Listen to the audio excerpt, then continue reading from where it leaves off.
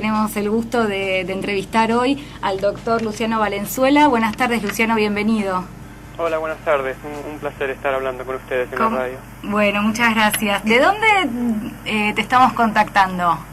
Estoy en la ciudad de Salt Lake City, en el estado de Utah, en Estados Unidos, Sí. en la Universidad de Utah. ¿Qué son los isótopos estables? Bueno, básicamente los isótopos son distintas formas de un elemento químico que tienen un número diferente de neutrones. Recordemos un poco de química básica. Sí, hagamos un poquito de por química favor, para recordar nosotros y para la audiencia. Claro. Bueno, todo elemento químico está compuesto de el núcleo y los electrones. A su vez, dentro del núcleo, en el núcleo hay protones y neutrones. Por ejemplo, el carbono, el nitrógeno, el oxígeno. Bueno, estos elementos existen en distintas formas. Por ejemplo, el carbono existe como carbono 12, que tiene 12 neutrones en su núcleo, pero también existe como carbono 13, que tiene 13 neutrones en su núcleo, o carbono 14, que es conocido para datar. Creo que es el que más nos suena a todos. Exactamente. Bueno, ese tiene más neutrones en su núcleo, pero bueno, vamos a la parte de estable. El carbono 14 es inestable. Básicamente decae con el tiempo y se transforma en otro tipo de elemento. Los isótopos estables son formas de un mismo elemento, pero que no cambian. En este caso, el carbono 12 y el carbono 13 siempre van a ser carbono 12 y carbono 13. Y existen en la naturaleza, en en la tierra, en las plantas, en los animales, en los humanos. Tenemos el oxígeno que estamos respirando viene en dos formas, oxígeno 16, 17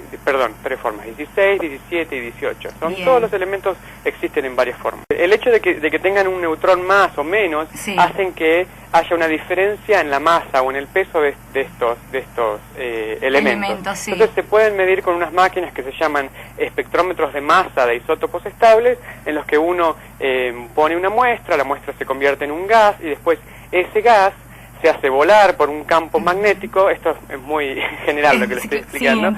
Se hace volar por un campo magnético que desvía y digamos las moléculas, los átomos más pesados hacen un viaje más largo que los átomos más livianos, y eso hace que uno pueda medir la tasa de un elemento más liviano a un elemento más pesado. Técnica, ¿no? El hecho de poder identificar estos isótopos estables, ¿cómo se aplica en la investigación forense? Y se basa principalmente en que estas diferencias en el peso de estos elementos hacen que se comporten en forma diferente. Por ejemplo, el caso más clásico y más fácil de explicar es qué pasa con el agua. El agua está compuesta por dos átomos, oxígeno e hidrógeno, ¿verdad? Sí.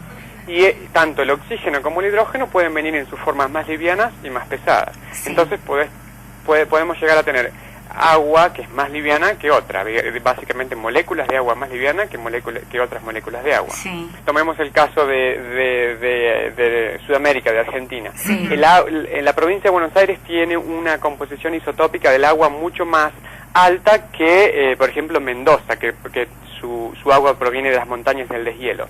Si medimos la tasa de los isótopos de oxígeno e hidrógeno en una persona de la provincia de Buenos Aires va a ser muy diferente de una persona de Mendoza. Entonces, esa base científica ya nos da idea de cómo puede empezar a aplicarse en estudios forenses. Si una persona se mueve entre esas dos áreas, eso queda reflejado en el pelo, y si podemos medir a lo largo del pelo las tasas de oxígeno y hidrógeno, podemos ver ese movimiento. Básicamente yo creo que el futuro, si vamos al caso específico de Argentina, es el establecer estos laboratorios, es el crear estos mapas base, Claro, por ejemplo, de agua para poder predecir las áreas.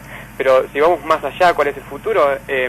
Estamos hablando solamente de, por ejemplo, de isótopos de elementos comunes como el carbono, el oxígeno y el hidrógeno, pero digamos, hoy en día existe la posibilidad de medir isótopos de el 90% de los elementos que existen en la tabla periódica. Claro. Estroncio, plomo, uno puede empezar a preguntarse, bueno, ¿hay alguna tendencia en los isótopos de plomo? No en la concentración del plomo, pero en los isótopos que nos permita detectar de dónde en qué fábrica esta bala fue fabricada, o los explosivos. Eso hoy en día se está usando. Lo mismo que el uso del carbono 14. Empezamos hablando del carbono 14, que es el radiactivo, el que uno está más acostumbrado a decir, bueno, lo usan para datar fósiles o muestras antropológicas.